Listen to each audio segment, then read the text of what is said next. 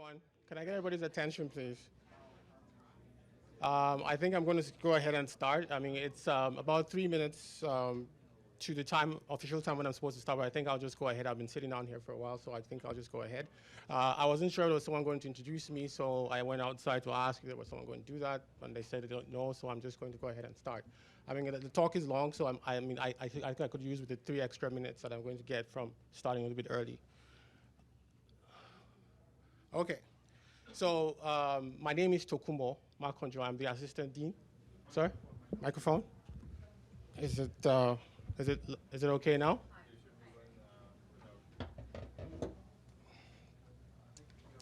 Can you hear me now? Is it okay? Do I have to? Okay. Okay. All right. So I had to put it a little bit closer to my mouth. Okay, so like I was saying, my name is Tokunbo Makanju. I am the assistant dean of the College of Engineering and Computer Science at NYT. I manage the cybersecurity program there. NYT is the campus of a university in New York, in the United States. We have a campus here in Vancouver. We have a campus here for about 13 years. We have a cybersecurity program with about 200 students that's been on for about 6 years. So I've been teaching at that program now for 2 years. Okay, so my talk today is post-quantum cryptography for everyone, basically. And it's a topic, that when most people tackle, they basically tackle it with this tinge of, doomsday, like it's like a doomsday thing, all right? But I'm not going to go that route in my talk today. I'm basically going to go with a level-headed route and just discuss the issue as it is. All right. So post-quantum cryptography, basically, if I were to define it, basically, it's about how quantum computers are going to impact our world in the future. Specifically, how we conceal information and authenticate each other on the internet, which is basically majority of all we do in cybersecurity: authentication and confidentiality. How quantum computers are going to impact that, and that's what post-quantum cryptography is. It's not a new topic. It's been around for a while. People have been talking about it for going, I would say, a quarter of a decade, about 25 years, okay? But the thing about it is that all the while people have been talking about it, it seems like, people always talk about it as this distant thing, it's like this distant fantasy that might never ever come true, okay? But I think that is changing now, and I think that's changed specifically because of what happened last year with Google announcing that they have achieved quantum supremacy. And that's one of the primary reasons why I decided on this topic, all right? When I knew I was going to give this a talk at this event, based on that, I decided on this topic, and that's why I'm talking about this topic, all right? So that's what I'm going to be talking about here, post-quantum cryptography. So my talk, this is the outline of my talk. I'm going to talk about quantum computers. Yes, I'm going to go there. I'm going to talk about how they work, and it's going to be a very, very high level. Like I said, the talk is for everyone, so it's going to be a very, very high level to talk about how they work. And then I'll address some misconceptions about quantum computers, which I think exist because a lot of people do not truly understand how they work or what quantum computers do. And then I'll discuss what most of us want to know about quantum computers, which is basically the coming quantum computer break, how quantum computer is going to impact cryptography and how we conceal information and authenticate ourselves on the internet and basically in cybersecurity. And then I'll discuss how to prepare for that coming quantum computer break. So what is the quantum computer? If I asked everyone here, all right, that question, I will get different answers from different people. And for the most part, most people will give answers that are, based on how they understand it, all right, how they understand what quantum computers are. And what I found out is that most people do not truly understand quantum computers, and that's because most people think that they are this really, really complex things that, no one else but a quantum physicist can understand, all right? I am not a quantum physicist, right? I am a computer scientist, and I cannot say I understand quantum computing, quantum mechanics completely, but I do understand that, I understand how they work, and I think anyone can, all right? And we basically, with what's happening now, I think everyone needs to get to a point, all right, where we stop this idea that quantum computers are these things are far away, and no one needs to learn how they work, because they are going to become the standard of the future, all right? And we need to start to adapt ourselves and embrace them now. Otherwise, we'll find ourselves irrelevant in the future, okay? Otherwise, we'll be like this guy, all right? Which I think is kind of like who I am, who basically, you are, everyone's talking about quantum computers and you don't really understand it, but, you just pretend like you do, and, you're afraid to really tell anyone that I do not understand how they work. So this is my definition, all right, of what a quantum computer is. All right, it's basically a machine that solves computational problems using quantum properties. All right. The definition I have there, I've highlighted three things, which I'm going to talk about in the next few slides. Okay. First, I'm going to talk about what quanta is. All right, because that's what the name quantum computer comes from. What is a quantum? What's quantum? What's quantum? What's a quantum particle? And then I'll talk about the properties of those quantum particles. And then talk about what a qubit is. All right, a qubit is the basic unit of information on a quantum computer. What is it, and how does it differ from a bit, like the bits that we know on our regular classical computers? All right, and I think if you understand all of those things that I mentioned, you basically understand the basic things about quantum computers, and you can basically take that up, to understand more advanced things about quantum computing. So, what is quantum? Quantum particles are basically the building blocks of the universe. Okay, they are the smallest particles that they are. There are particles that cannot be divided into anything smaller. Okay, we are all probably very, very familiar with probably the most famous of these quantum particles, the Higgs boson. All right, it was a particle that was discovered at CERN about 8 years ago, 2012, right, from an experiment at the Large Hadron Collider. It's the most recent discovered quantum particle, and perhaps the most famous one because of how it was discovered. All right, but then the Higgs boson is not the only one.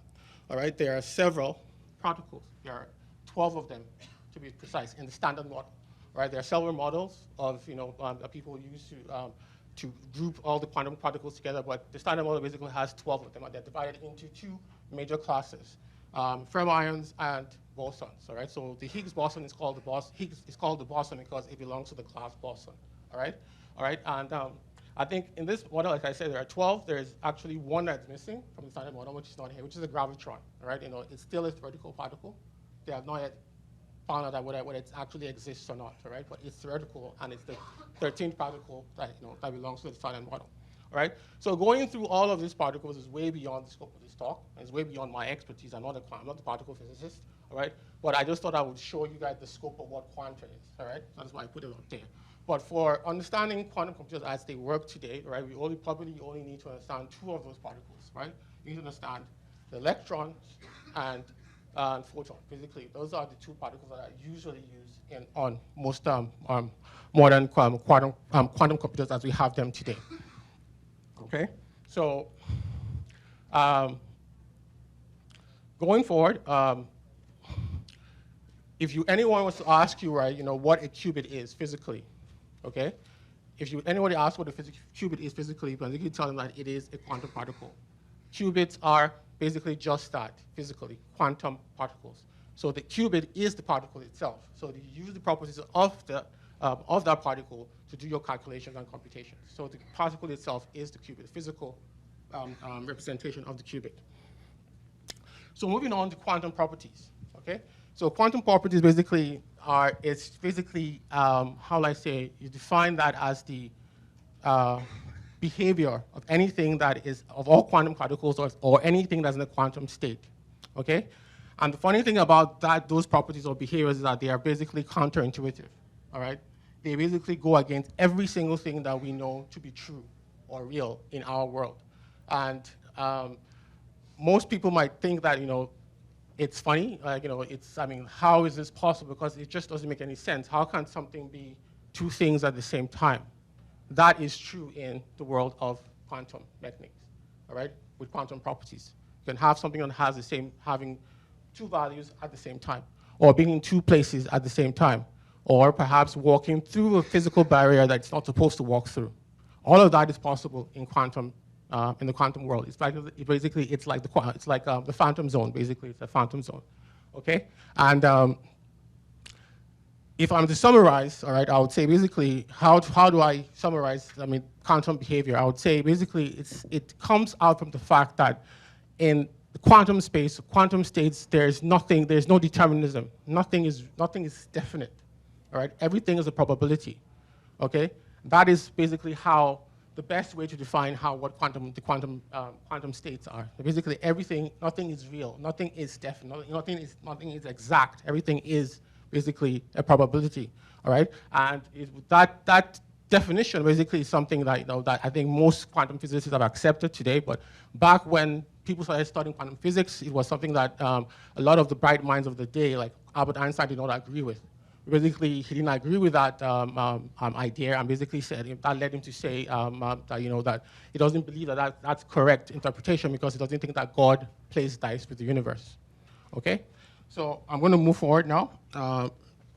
Going down the quantum projects, I'm going to mention some of them. I do not have enough time in the talk to explain them all, but I will mention them one of them so you can understand the scope of these properties. All right, some of them are probably familiar to people in the room, and some of them might be new to you. So properties like the photoelectric effect, all right, that is a quantum property or quantum behavior. Wave-particle duality, all right, it's quantum behavior. Probability principle, that's basically what I just explained about the fact that everything is a probability, it's not exact, okay? Then you have the uncertainty principle, also a quantum behavior. You have spin states and charges, which are quantum behaviors that belong to the particles themselves, all right? Every particle has a spin state and it has a charge. Then you've got quantum tunneling, also quantum behavior. Then there's decoherence, also another quantum behavior. Going forward, the observer effect, quantum behavior.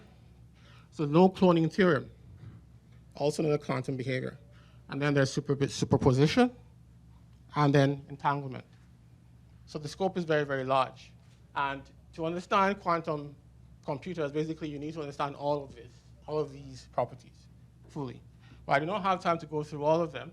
So I'm just going to go through the last two, which I think are the most important when it comes to discussing on understanding why quantum computers have the power they have to do computations much, much faster than regular computers.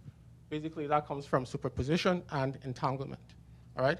So superposition basically is the ability of something like quantum state, all right, to be in more than one state at the same time. So take, for instance, all right, if you have a regular bit, it can either be a 1 or a 0, okay? But with a qubit, it can be a 1 and a 0 both at the same time, okay? That is superposition, all right? And that is the basis, all right, for quantum parallelism, all right? That's how quantum computers are able to do things faster than regular computers. And I'll give you an example, all right? It's a very, very simple example of how that works. Let's imagine, all right, that you have a function or you have a decision you need to make, all right, that requires you to evaluate the value, two values, all right? Two values, okay? You want to automate that process. You write a computer algorithm, you write a function of some sort that takes those values and gives you a result, and you use those results to make your decision, all right? On a classical computer, you'll have to run that function twice, okay? Because that's how they work. You have to run it with the first value and then run it with the second value, all right? You have to run it twice. But if you have, and if you're able, and I say if, because it's not possible in all cases, if you're able to create a quantum version of that function, okay? All you need to do is basically create a qubit that is in a superposition of the states, both states, all right, of both values that you require to test, and you can basically put them all at once into the function and get your results. So what you require 2 steps to do, all right, with classical computers, you only require 1 step with a quantum computer, all right? That is basically how it works. It's a very, very simplified explanation, but that's how it works, okay? And the sorry, my mouth is a bit dry. I need water, please. Oh, no, don't worry. There's water here. Don't worry, there's water here. Just kidding. Oh, you're getting more water. There's water here. My mouth's a little dry. I just need to drink a little water.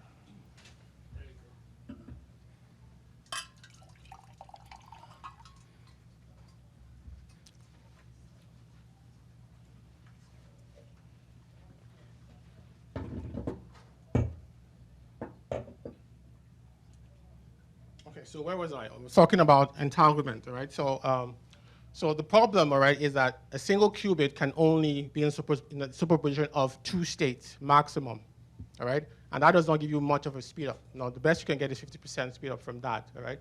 So how can you basically get higher speed up? Use entanglement, all right? So entanglement basically is the ability of 2, all right, quantum particles to interact with each other and behave as if they're a single unit. That is not a standard definition, all right, that you'll find in textbook, but that's a definition I think I'll give to basically so that you can understand what I'm trying to say. So when they interact with each other and they become entangled, they behave like a single unit. Whatever you do to one affects the other, all right? And now that they're entangled, all right, they can now basically be in a superposition of more than two states, all right? So two quantum particles are entangled, all right, can be in a superposition of 4 states, okay? And as you add more, there's no theoretical limit on the number of qubits that you can entangle, all right? But as you add more qubits, the number of possible states of superposition increases exponentially, okay? So if you go from 2 to 3, the number of possible superposition states increases to 8. To 4, it goes to 16, 5, 35, 32, on and on. And basically, that is why if you listen to people talking about quantum computers, they usually talk about the power or the strength of a quantum computer based on the number of qubits that it has, all right? Because that determines how fast it can compute, all right? And how many possible superpositional states that it can create, okay? So that's how they work. And basically, based on what people have talked about theoretically, if you are able to get only 300, okay, 300 qubits entangled, then you're able to do calculations on the scale of the universe. It's that big in terms of how fast they can go, all right? The quantum computer that Google used to claim that they were able to achieve quantum supremacy with had 53 qubits. 53 qubits. So I'll talk about that a little bit more in the next slides. So that's that. So that's basically how we get the speed up from superpositional entanglement. So now I'm going to look at the qubit logically, what the qubit looks like logically. We know what it is physically, so what does it look like logically? So this is what a qubit looks like logically when it's in a state of superposition, okay? I'll try to explain that to you. So basically, it's a linear combination of its possible states, all right? This is a very, very simple example. It could be a little bit more complex than this. So what that means is that, these vectors, these column vectors, this one here, 1, 0, and 0, 1, are the two possible states, all right, that the qubit can be in, all right? And we are putting them into a linear combination. We have a linear combination of those states. So basically, that is how all qubits are represented. They're basically represented as column vectors, unit column vectors. So basically, their length is 1, right? Their length is 1, so they're unit column vectors, all right? And these values here, all right, these values here are basically referred to as probability amplitudes, okay? They are referred to as probability, and that's basically, they tell you what, when you measure a qubit, you take it out of a state of superposition, it tells you with what probability, all right, that qubit is going to take either of these two states. This is a very, very simple example. And the probability amplitude, to get the probability, basically all you have to do is get the square of the probability amplitude, all right? So in this case, 1 over root 2, if you square that, that is half, all right? So what this is saying is that if you measure this qubit in a state of superposition, it will jump to this value 50% of the time, okay? And also the same thing there, so it's equal. This is a very simple example. It doesn't have to be equal, all right? It doesn't have to be equal, but that's how they are. So basically, that's how it works. So basically what we're saying is that this can take a value 0 with 50% probability. So how do I get 0? You can see basically here that we don't have a logical 0, but we have 2 states. And all you have to do basically just take one of them to be a bit 0, and the other one to be 1, to a bit 1. All right, so it's just basically logical equivalence, basically saying that this qubit value is my 0. Okay? And at the same time, you can take the value 1 with the 50% probability when it's measured. Okay? And basically that comes from taking this value as 1.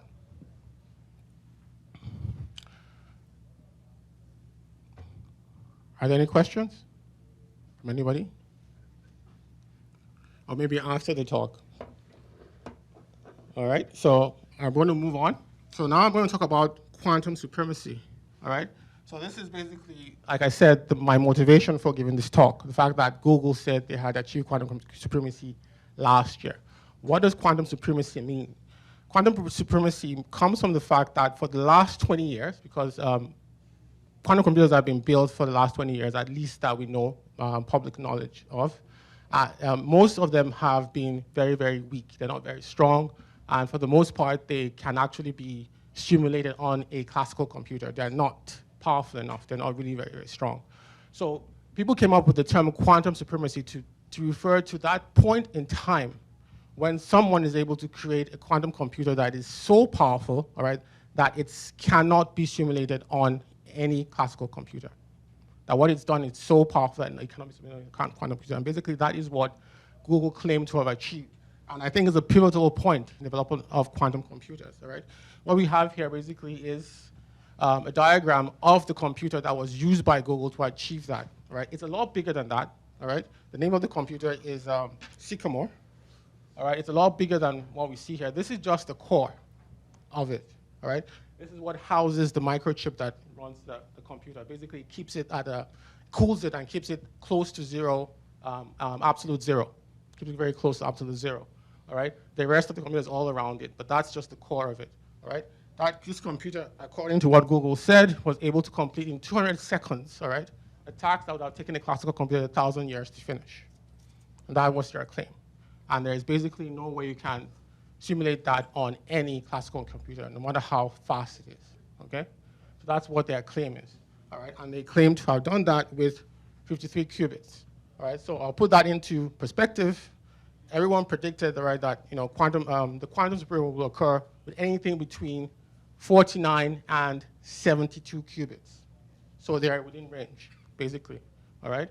But then there have been naysayers, all right? IBM, which is also in the race to get to quantum supremacy, basically said no, that what Google has done is not quantum supremacy. They claim that what the computer solved could have been solved on a regular computer in 2.5 days. I'm not here to take sides, but one thing I have to understand, right, is that Google did not use their best for this task, and that tells me something. All right, Google has a bigger, they have a bigger bomb. They have a bigger thing in their arsenal. Right? They have a computer called Bristol Cone that has 72 qubits. So if they're coming out to tell us that they have achieved quantum superiority not with their most powerful machine, I think I'll take them seriously. And that's just my bit. And even if it's not true, all right, that Google has achieved quantum supremacy, I do have a belief, right? I do believe that before the end of this year, we're going to have some more announcements that other people have achieved quantum supremacy, and one of them might actually be IBM itself. Okay, so for me, I think it's here. Whether or not I think quantum supremacy is here, in my opinion. Okay, so that's just my opinion. Okay, so now I'll address some misconceptions quickly about quantum computers, all right? The first one is that quantum computing is a new kind of computation that replaces classical computation. That is not completely true. The truth is that quantum computing is just a more generalized form of computation. It's the same thing. A qubit is just a bit. It's really just a bit, all right? A bit is basically just a very, very specific case of a qubit. It's just a more generalized computational model. Basically, it's the same thing. We're just learning how to use the models better. And then when you think about it critically, right, what is the physical representation of a bit? It's electric charge. Electric charges are electrons. Those are quantum particles. So classical computers are already quantum in some sense. They're already quantum in some sense. So this conception is not true. Basically, it's just a generalization, right? Quantum computing is just a bigger, everything classical computing is quantum. It's inside of it. It's just it's a generalization. They are not two separate things, okay? So that's correcting that misconception. Second misconception that people have is basically that a quantum computer can solve all computational problems faster than a classical computer. That is not true, okay? There are only certain classes of problems that quantum computers can solve faster. In fact, there are people who believe that there are certain kinds of problems that a quantum computer would do worse than a classical computer at, okay? So that class is basically referred to as the class BQP. I don't want to go into details because it's a little bit technical. I don't want to lose everyone. So the class in computer science refers to the class of problems that a quantum computer can solve as the class BQP, which basically is bounded error quantum polynomial time, all right? And depending on the kind of problem, the amount of speed up you get from the quantum algorithm differs. Sometimes they're very, very fast. You can get quadratical polynomial speed up, and sometimes you can get exponential speed up or super exponential speed up.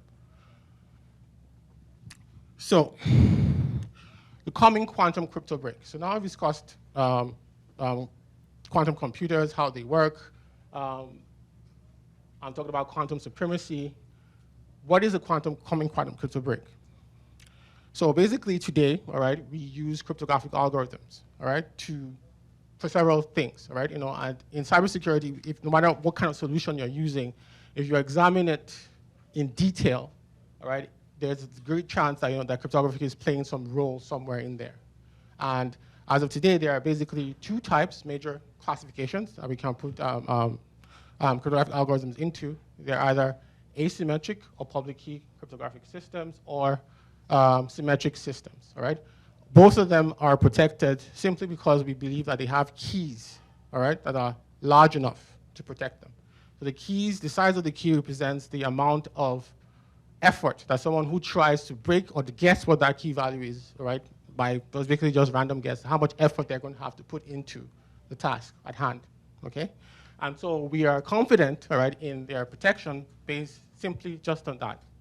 The fact that it will take someone who tries a very long time to do it. Not that they can't do it, but that it will take them a very, very long time to do it. So now that we have quantum computers coming in on the scene and changing that scenario, then we have basically we run into a problem because now we're going to have situations where people can break them very, very fast. So something has to give or something has to change. Okay? So asymmetric quantum cryptographic algorithms are not affected the same way, all right, as symmetric ones. Asymmetric ones are more vulnerable, all right, to quantum algorithms as opposed to symmetric ones. Symmetric ones, the algorithm that breaks them basically is a polynomial time algorithm. It's just quadratic speed up. So basically, by just increasing your key size, you can basically protect yourself, right? But with asymmetric algorithms, basically they're at a point where you can basically say, if we get to the point where we get to quantum cryptography, they're basically useless, they're ineffective. We have to basically change them and replace them with something else. So I'll give you an example here, all right? So if you have a quantum computer that's powerful enough, all right?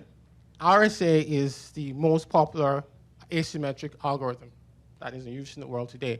I would say 70% of people use RSA, okay, for public key cryptography, all right? And 496 bits is probably the most powerful key size that anyone can implement on any system today, at least for the ones that are no problem. I don't know what military grade, what they might have for military grade systems or whatever, but 496 bits is probably the most powerful you can get, all right, for most people, all right? And for someone, all right, who's trying to break that 496 bit using a classical computer, it will take them eternity to do that. It will take them billions of years to break it. Remember what I said, 300 right, qubits is about the scale of the universe. So when you're talking about 2 raised to the power 496, that's a really, really, really humongous number. We're talking about maybe billions, and that's not just on any computer. A really, really fast computer will take you billions of years to basically go through all the possibilities. But that can be broken with a quantum computer that's powerful enough, using an algorithm like Shor's algorithm, in 100 seconds.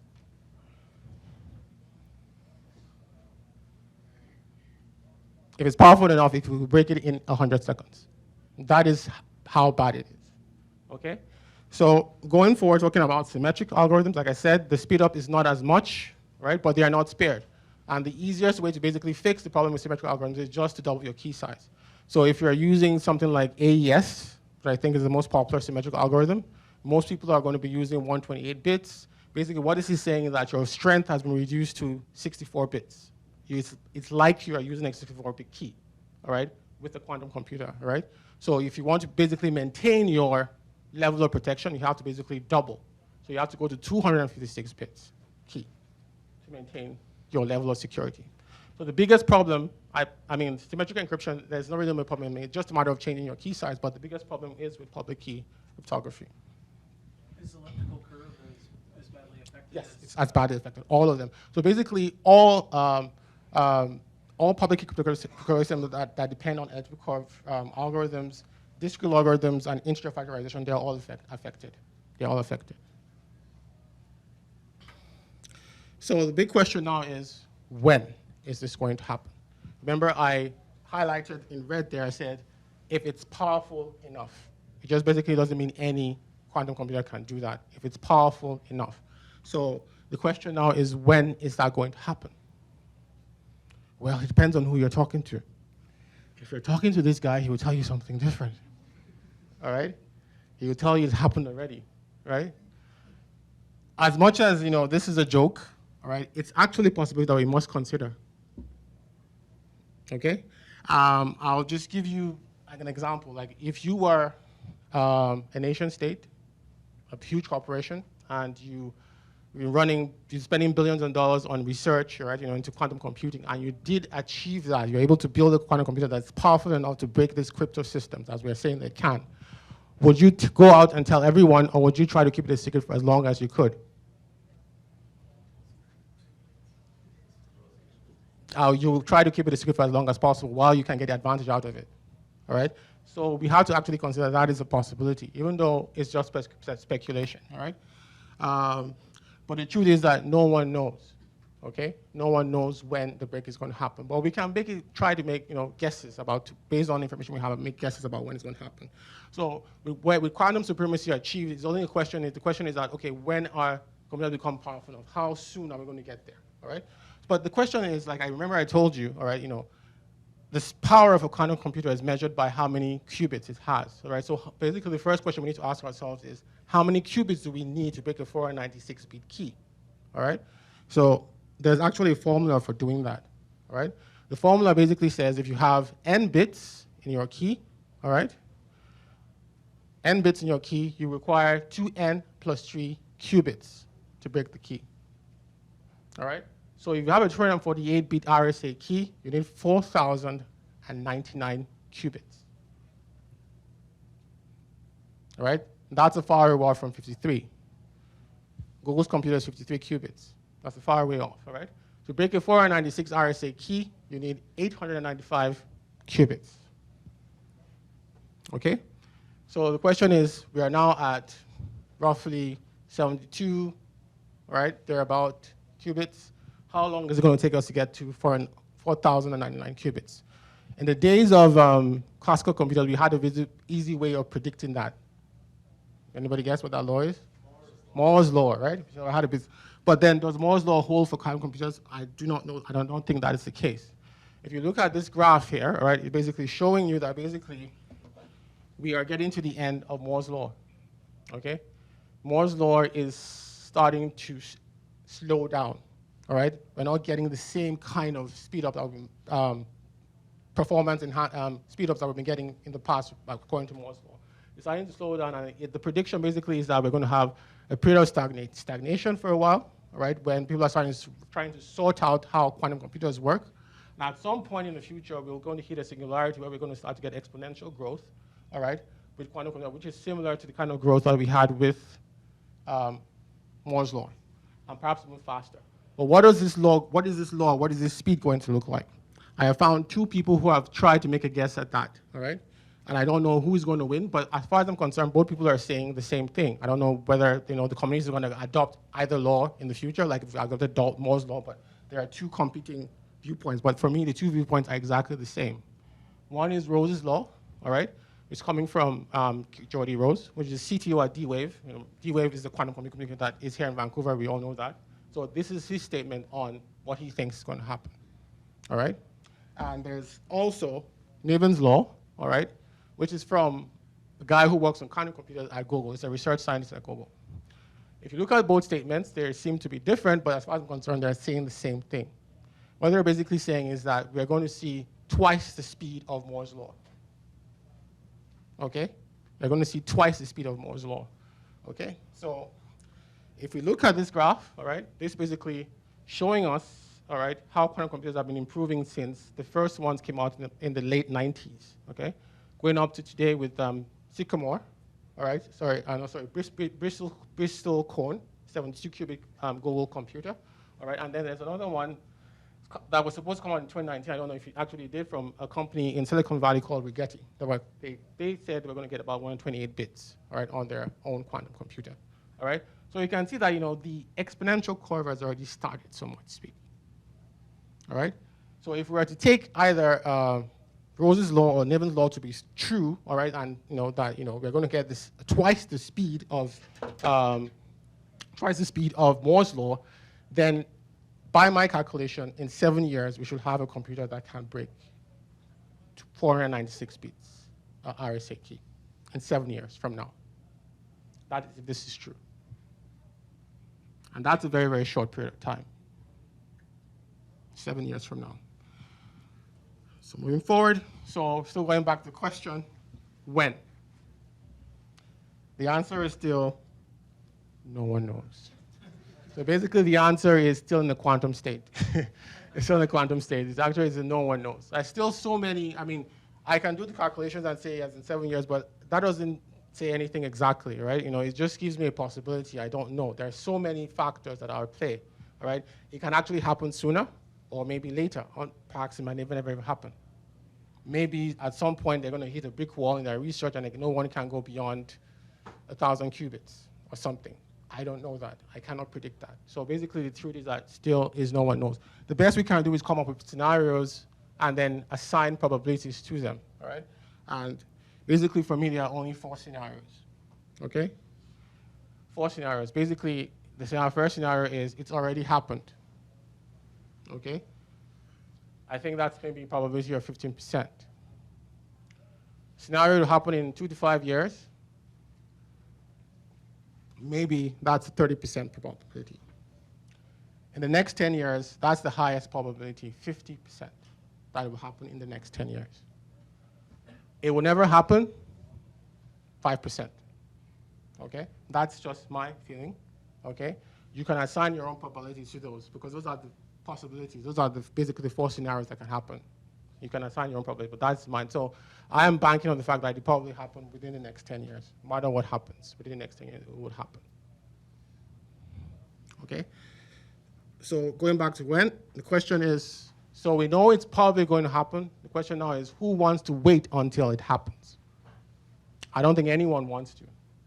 I don't think it's wise to. Basically, the best thing to do is to start now to prepare, all right, for when it does, all right? And there are already people who are already sounding the alarm, all right? People in authority, I would say, all right? In 2016, the NIST, National Institute of Standards and Technology in the US, and the National Security Agency, all right, basically announced that now is the time to prepare. And this is 2020. So if you haven't started preparing, you're 4 years late. Coming back home, let's bring it home to Canada. In just last year, the Canadian Center for Cybersecurity issued an order, all right, to all government agencies to basically carry out a audit, quantum threat assessment audit, and report back to them within 90 days so that they can be given advice on how to start to prepare themselves for the coming quantum crypto break. All right, so people on authority are taking note and they're started to make their changes. So I believe basically, I agree with all of them that basically now is the time for everyone to start to make the changes that are required. Prepare for when the break happens. So what can you do to prepare for that break when it happens? The first thing basically is education. Basically, you need to basically educate people, enlighten them on the threat, on what it means, all right? Which is like what I'm doing now, all right? And you can basically, if you work for a company where maybe people in higher authority are not taking this thing seriously, you can basically try to maybe have a seminar or something, or talk, and basically try to call a meeting or something and basically talk to them about the issue so you can get them on board and start the process of starting to fix the problem. All right, and then the first thing you have to do if you want to start to fix the problem is you take a data protection inventory. You need to know what data you have stored and how long you want to protect them for. All right, so if you have something that you want to protect it for a long time beyond the quantum crypto break, you basically need to make sure that you apply any technology you can find that will basically take you further than that, take you up to how long you want to keep that data safe. All right, it's something that you must do. What else can you do? You have to start to move to quantum-resistant crypto. So I'll be talking about quantum-resistant crypto a little bit more in the next few slides. But quantum-resistant crypto basically are public key cryptographic algorithms that are being proposed by people, all right, to replace the ones that have problems, right? That are run using integer factorization or distributed logarithms or any of the other problems that can easily be cracked by a quantum computer. So, but I would caution, right, moving on to any of these systems to wait until standards are developed, all right? Because until then, you don't really know how, how secure those algorithms are, and you are not sure if they're going to get adopted. So you don't want to be the only person using a certain cryptographic algorithm. You want, you basically want to use what everybody else is using, all right? Otherwise, you're going to have issues, all right? In terms of aligning yourself with other people, okay? So it's best to just wait, right? And when it's possible, then you move. But in the meantime, you can start preparing by practicing or basically testing out some of the algorithms that are there, because most of them are open source. You can download them off the internet and basically run them, compile them, and then try them out and see how they work. So you can start learning about them now before the standards are actually set out. And then you need to put pressure on your vendors to start to prepare. Most of them probably are going to try to basically wait, right? They'll probably say, oh, no, we can basically do the migration quickly whenever it happens, or blah, blah, or it will take us only 2 years. But the truth is that, you can't really predict how long these migrations are going to take or what you're going to experience. So it's best to always start early. So you need to start to put pressure on your vendors to start. At the most part, basically, you need to demand that they have crypto agility, basically the ability to change the cryptographic algorithms on their solutions easily, all right, without having to make too much change, okay? And then the last one basically is try to prevent eavesdropping on very high value data, all right? And that comes with the fact that there is a possibility, right, that there are people out there that are anticipating this quantum crypto break, all right, and basically eavesdropping on encrypted data, knowing fully well that they cannot decrypt them now, but keeping them in the hope that when the break happens, they can decrypt them. Okay, so that probably is happening. So you need to basically try to make sure that even for encrypted data, no one eavesdrops on encrypted conversations that basically contain very, very high value data. Okay. So if you're going to run the transition, all right, going from the current way we run cryptography to the final point when we are basically running only quantum-based ciphers, you're going to go through 3 stages, in my opinion, all right? The first one is a stage where you basically strengthen current protections. Then you go to a stage 2 where you use quantum-resistant ciphers. And then stage 3 when you implement purely quantum-based ciphers, all right? And these stages are not necessarily sequential. They might overlap, right? They might overlap. In fact, I think there's a possibility of starting on all the 3 stages right now, okay? So when you start on stage 1, I think basically people should start on stage 1 now, all right? Stage 1 basically involves increasing your key sizes for current ciphers where possible. Like I said, where possible, right? Because sometimes your solutions might not support moving to higher key sizes. And sometimes, even if you could move to higher key sizes, you might have performance issues. Might have to deal with performance issues, all right? So if it's possible, you do so now. And then also enable perfect forward secrecy if it's also possible, okay? Those are the things that you can basically do now to start to prepare. And then stage 2, my opinion, would take anywhere from 0 to 7 years. And I say 0 because you can start now by testing out some of this algorithm because they're already available for you to test out. But you shouldn't start implementing them until standards are set. You have to wait for standards to be set, okay? So they're basically the biggest, I would say the biggest attempt, all right, to create a standard for quantum-resistant ciphers is being run right now by the NIST, and they started that in 2017, okay? And given that we live in Canada, I would assume that these standards, whatever standard the NIST chooses will be adopted by us here in Canada, most likely will be adopted by us in Canada. So this is where to look, all right? And right now they're on round 2 of the competition. They have chosen 17 asymmetric ciphers and 9 signature schemes, all right? 9 digital signature schemes so that they're looking at, right? So they are now in round 2, about to announce round 3 candidates, maybe sometime this year or next year. But then they're also looking at the possibility of going to round 4. If they do that, then the competition will go up until 2024. So those techniques are listed there. I'm not going to go over them. It's not enough time to do so. But those are the different techniques that they are using that those ciphers are using to protect themselves, all right? Just like we had with RSA. RSA used integer factorization. These are the different techniques that people are coming up with, basically that they believe that quantum computers cannot solve fast enough and that can protect us at least into the foreseeable future before we can move to fully quantum ciphers. So this is a list of the current round 2 candidates. which you can take a look at. And then we can move on to stage 3, which is basically implementing quantum-based ciphers, okay? And I think that step will probably take anywhere between 0 to 20 years, okay? It's going to be a very long thing, right? It depends on a lot of things, right? New technologies coming up and even the development of quantum networks themselves. So our current networks basically transfer bits. So there is coming a time when we're going to have quantum networks that actually transfer qubits, okay? So getting truly to this stage will take us getting to that point where we actually have quantum networks, okay? So in terms of stage 3, you can do things like start using quantum random number generators, right? I said 0 because basically quantum random number generators are mature. They're already available. You can buy them and start to implement them and use them. There are companies that sell them. You can basically start using them and implementing them. So you can start implementing quantum solutions right now, okay? And then you also we'll go into things like quantum key distribution, all right? So quantum key distribution is, there are 2 protocols I have there that are both similar, but basically they all work from the premises that we are going to start to be able to exchange keys between ourselves without encrypting them, all right? And that comes from the fact that we can use certain properties, quantum properties, to detect if someone is eavesdropping on our channel. We don't need to encrypt. We send it in plain text and check for eavesdropping. If no one eavesdrops, then we basically use the key as it is. We don't need to encrypt. We can basically find out if someone is listening to what we're doing.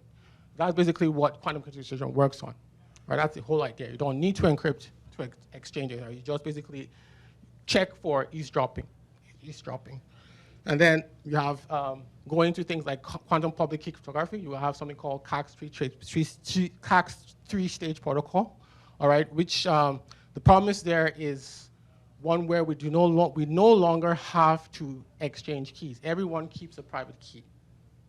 So in 3 stages, you can basically exchange data between 2 people without them having to ever exchange keys at all. So if I have my own private key, I can encrypt something and send it to, if that is what I want to send to you, I encrypt it and then I send it to you. Now it's my private key, so there's no way for you to decrypt it, okay? You can't decrypt it. So what you do is now you encrypt it with your own private key, okay, and send it back to me, all right?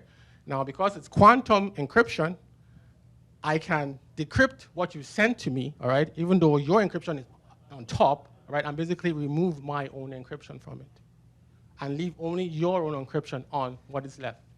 I know it's very, very hard to imagine, but that's how it works. And then I'll send that to you, all right, and then you can decrypt it and you have the information you have. So it's a 3-stage thing, all right, and you basically can do that without having to ever exchange keys with anybody. You just have your own private key and then you use that.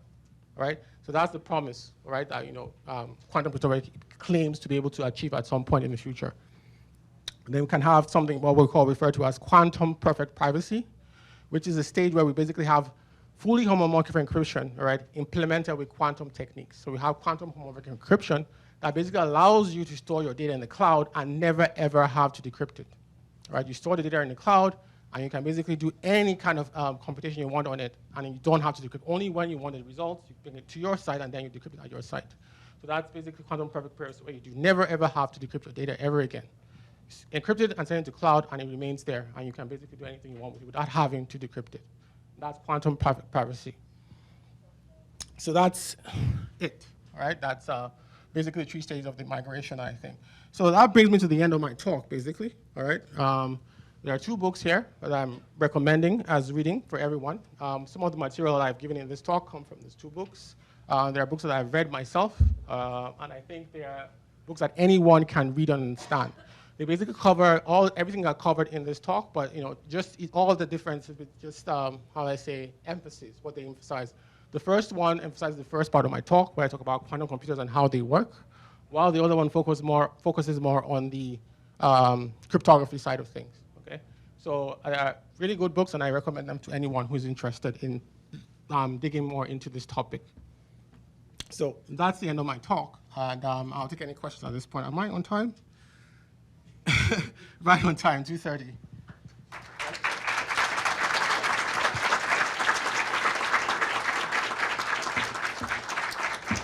So I don't know if there are any questions, if I have time for questions. Any questions? Yes. Uh, Do you want the microphone? no, it's okay. Besides the time frame that we're giving, is there anything else that someone is preparing, like any government agency? I mean, besides those standards, because it takes a while to adapt any kind of standard. So, is there a participation between private industries that want to get involved in this besides Google and IBM? Someone that wants to sell it from? I don't understand. I mean, I don't understand the question. Are you talking about someone who is involved in producing quantum computers or Yeah, besides Google and IBM in the private sector. to actually work at producing quantum computers? I think for now, it's still a very, very expensive undertaking. I mean, I don't think it's something that, that a small-scale company can start to undertake at this point. It's still very, very expensive at this point. It's not something that you can basically start to do at this point. Does that answer your question? Yeah. Any other questions? No questions? Yeah, one question. Yeah. So you mentioned for as one of the solutions the quantum key distribution, which Yeah. is basically you can still send the key without encrypting it. Yes. And then you can check if someone thinks so. Yeah. How exactly? Can you elaborate a bit more on that? Okay, I can. I mean, if I need, but I need the hall to be a little bit quiet if I'm going to do that. So both of them, like the two protocols, they're BB84 and Aircurt's protocol. They work differently, all right? But they all work on the exact same principle, okay? So what happens in those two cases are you are basically, what you're going to do is that you're going to basically send yourselves more bits than you require, okay? You send yourself more bits than you require for the key. So you keep certain keys, all right, the ones that you're sure of, you keep them, and then, then you use the other bits basically to check for eavesdropping. And if you find out someone eavesdrops, all right, then you can basically decide not to use the key anymore. So and basically both of them work that way. You have to send more bits than you require. So you use some bits to do the check while you keep some bits to yourself, okay? So you're sending qubits to each other, all right? And then you decohere those bits into bits, and then you now check to see the probability, because like I said, everything is a probability. If someone is eavesdropping, all right, there's a probability distribution that you should see with the ones and zeros, all right? If you don't get that probability distribution, you know someone is eavesdropping, So all right? Wouldn't that just make the whole idea of encryption just obsolete? Because you can just send stuff. But then you have to remember though that you're still exchanging classical bits in that case. The key is still a classical key for a classical encryption technique, because you're decohering the bits into the qubits into bits. Okay, so you're just using quantum techniques to exchange classical keys. All right, so it's not a fully quantum system. The other one the CAC project is fully quantum. All right, where everything is done with qubits. Okay, yeah, the 3-step one. Any questions? Yeah.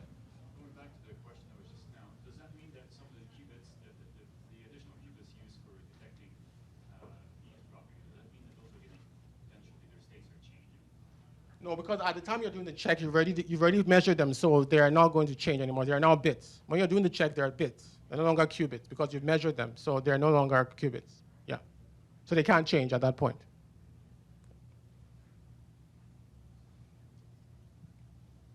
Any other questions? Okay, if there are no other questions, I want to thank everyone for listening.